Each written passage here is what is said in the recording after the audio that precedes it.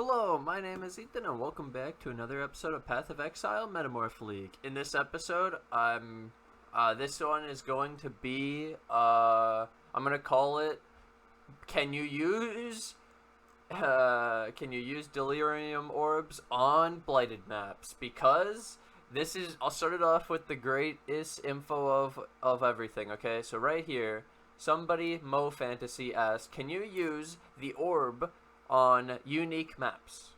That's correct. They can't be applied to unique maps. So you can't Delirium Orb up like the Coward's Trial, Cursed Crypt, or any of the unique maps, Harbinger, etc. Right? Okay. But then Night Agenda says, but what about Blighted maps? Yes, please say yes, please say yes. And Bex says it's not confirmed either way yet. Which means, guys, if we comment on this video and like the video, then maybe Bex will see this and confirm that you can, because he sees the support of how many people want a harder Blight. Cool. So that's awesome. We'll start with that. So comment below if you want to be able to Delirium Orb up Blighted maps. I've wanted this since I thought about it, and it would be insane, dude. It would be insane. 5 Delirium Orbs to build it up to 100% Delirium on a Blight map. Oh my god. Then we looked at, isn't one with nothing busted? So Mark GGG says, if you have any of Glove's main hand item or off-hand item, then you do not have no equipped Glove's main hand or off-hand. Thus, do not meet the requirement. Oh my god. It's not as good as people thought. Okay. That's a... yeah, Glove. Yeah, okay. That's unfortunate. But we still have the Delirium or Blight maps? Maybe? Okay.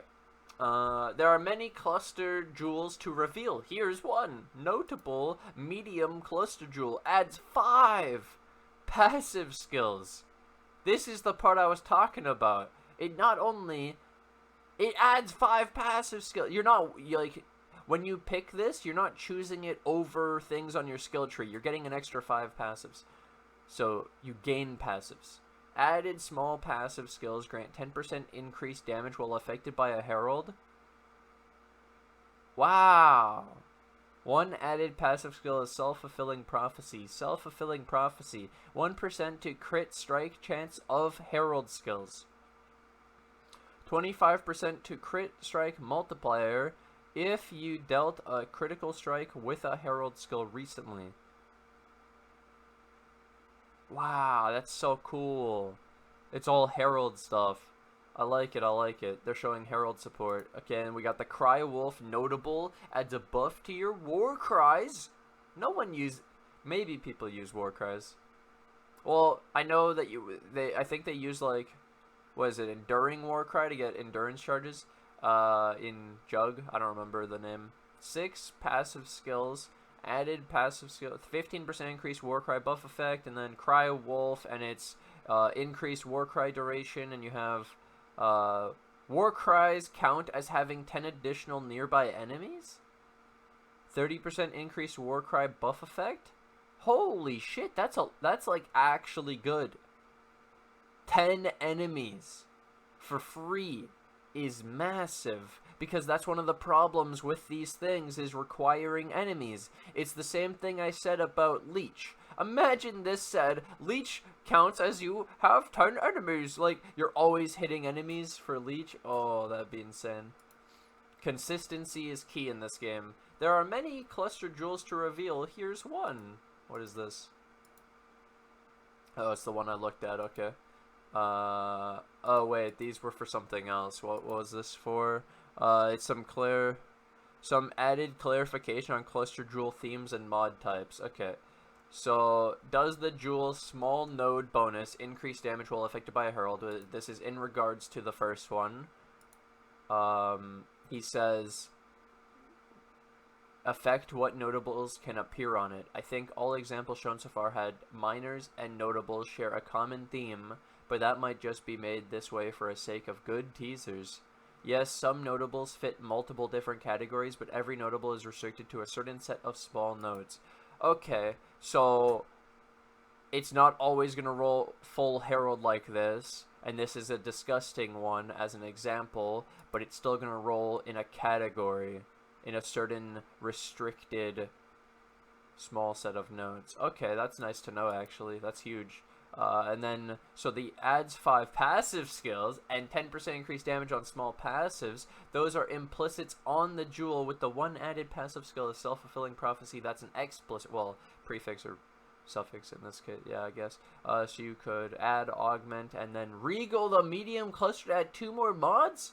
Holy shit, wait. That's all correct except for the fact that the small node bonus and number of small nodes is an enchantment, not an implicit. So you can't reroll it or corrupt it away. That's sick! This means the small node type and node count isn't craftable, but every other aspect of the jewel is. Type and node count, so you can't divine orbit like a timeless jewel to change the entire fucking thing.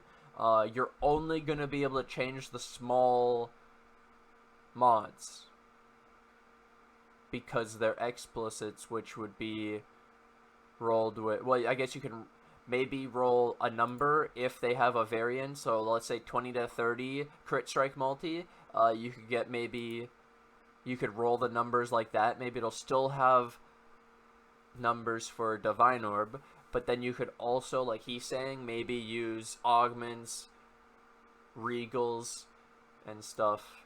This is a magic one, so showing how it has 2 mods, and then you, regal, and you get a 3rd mod. Oh my god, what the hell? This is so weird. How much of Delirium is accessible before endgame? This is massive, huge, absolutely gigantic. You will experience Delirium from the coast onward. The Orbs of Delirium, Splinters, Simulacrum are endgame only. That makes sense. You don't need Orbs of Delirium until you have mapping anyways. You don't need this because you can't do it without the map device. That just makes sense. But the fact that we'll be able to experience Delirium, get the Delirium loot, and get the Delirium passive stuff, the notable cluster jewels, before mapping. Holy shit. That's so good! That's so good, dude! We get to play with Delirium right away! Awesome! And this was big. So they're integrating Metamorph into core PoE. I don't know if we should read all of it, but like, giving Metamorph a 10% chance to affect map areas. Okay, so I think normally a master has 8. So now it's 10. I don't know if that's different. Maybe it's always been 10 and I just didn't remember that correctly, or they changed it at some point. You get Catalyst. Yeah. Every map that contains Metamorph monsters will always have a Catalyst reward. So it's like oils to give consistency, providing consistent access to Catalyst. Metamorph bosses will continue to drop itemized samples. Wait. And Tane's laboratory will remain and be the place to bring... Oh, okay, it's the same. We'd like to some form of determinism for players that want to engage with Metamorph. 10% chance for that reason we'll be adding a set of Scarabs! Wow, dude, they don't add Blight... Dude, what? Are you fucking kidding me? Bro, that's bullshit! How dare you! You make Metamorph Scarabs, but not Blight. Where you have to buff Blight map encounters that much just to make up for it, where you just fix it before. Maybe it's because they couldn't add Scarabs mid-league, and they realized they fucked up, so they had to fix our Blight, and that's why we got this form of Blight, which is technically better than needing Scarabs anyways, but... I'd like having Scarabs in the game because they'd lower the overall price. Anyways, a rusted Metamorph Scarab will simply add Metamorph monsters to a map area. Yep, the experience will be exactly what you've come to expect in maps in the current Metamorph League. Polished Metamorphs will cause Metamorph bosses which drop an itemized sample to drop an additional... And Gilded will cause all Metamorph monsters to have a reward. What? you'll still be limited to picking one reward per organ type. So this is showing how if you used a gilded, every single monster had a reward. And so then you get to pick your catalyst, your oil, your div, or catalyst again, because catalyst is probably the most expensive, even though div stack dicks are so good too. Then you get what, item and currency. The currency's better. This is a terrible one, even with 5 good mods. And this is kind of misleading because there's a lot of ones where you'll have only one part for the heart, and so saying that you'll get a bunch of parts to pick from, they'll give you like 14 brains and 1 heart, so you'll still get bad parts. To make room for these scarabs and betrayal rewards, we have combined Aisling jewelry, veiled jewelry rewards with her veiled weapon. This means that you get regular amount of veiled weapons or armor, and in addition, you'll get the veiled jewelry rewards that intervention safe houses used to give. Defeating Aisling and intervention safe houses will give you metamorph scarabs with the rank of scarab based on the rank. Dude, that's sick! We have to update our little page with the cheat sheet for the betrayal stuff. In addition to Aisling intervention rewards, we have also added metamorph scarabs to the pool of scarabs that the mastermind can drop when defeated. That makes sense. All other sources that give a random scarab will also be able to give metamorph. So, Blight maps, okay. And yes, we have updated the fragment stash tab to give you the new one. Yes, dude. Oh, this is so fucking good. Finally, we added a No way! Yo, where's my Blight one? This is total horseshit, dude. What the fuck? Metamorph's getting such support. Where's my Blight love? This is... Oh my god, dude. We've added a sextant modifier which will add metamorph monsters to a map area. This works just as Metamorph does now. You will also be able to get this modifier by using awakened sextants on watchstones. Good to know. Given this is a lot of info they're telling us before the shit comes out, dude. I didn't even know. Like, without reading this stuff, you wouldn't know that it gives you this much information. Okay. Given historical precedence, it is probably a safe bet that you'll end up seeing Metamorph as a Zana modifier in future leagues, though not 3.10, providing even more control for those of you that want Metamorph monsters in every single map that you run. Hopefully this implementation hits a good balance between random encounters and providing determinism for those that want it. Dude! Where's my Blight scarabs and my Blight Zana mod and my Blight sextant modifier? Okay, and then this PoE Delirium console launches on the 18th. Is that later than everyone else?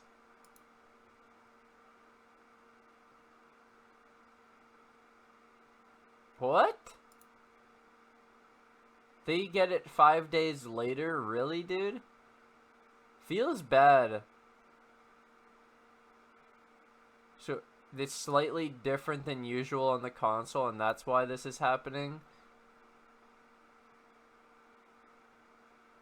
Okay, I need to give him a chance. I want to read it. Even though I'm not on, I want to read it. Because I've already dug into this, now I want to finish it up. So, a slightly later launch on console allows us to get as much stability and polish into the console release as possible, and we want to include more of the hotfixes that may have been introduced to the PC version within that time. Wait, what's the difference? Wait, so they obviously think that their console version is better to wait 5 days. So I would take what they say here and just trust them. They know better. So if they say that it's better to wait for them, it's probably... They don't even want to put people through playing the console version in those 5 days without the fixes. The fixes sound necessary, so this launch date also improves the safety of our console launch and minimizes the possibility of not being able to make it through the certification process in time. Okay. This isn't ideal for players who are eager to play, of course. We'd love to be able to release on all platforms simultaneously, but technical restraints make that impossible at this current time. We expect that the improvements to the console launch as a result of us gaining a few days will make the wait worthwhile. Okay. yeah, that's pretty much. Just hope that the fix is. Usually, honestly, the game is pretty unplayable in the first day, anyways, boys. The first day is fucked usually. The second day is when they finally fix the first day's problems, but then it creates its own problems, and within a week they start to have a really good game. So like a great season. So trust me, you're probably not missing much, and you'll feel great just getting into a good game right away. I think that'll sum it up, though, dude. So the few things we need: Blight Scarabs, we need Blight Sextants. Yeah, yeah, yeah. That's what I'm learning. Blight Scarabs, and we need Blight Delirium Orbs. Yeah. We need to be able to Delirium Orb up our Blight map. So yeah, I'd like to take this opportunity to thank my Patreon and YouTube members who financially support the channel, and thank you for my 47 subs on Twitch. I'm probably going to stream today now that I was able to make a video like this. It allows me some extra time throughout the day, so I'll get done my second video, and then I'll probably stream today. Where I haven't had the opportunity to stream in the last 2 days because I was working on those really long videos of Blight loot for the fractured fossil stuff. But hope you guys have enjoyed the video. Thank you guys for all the support, and I'll see you guys in the next video. Bye!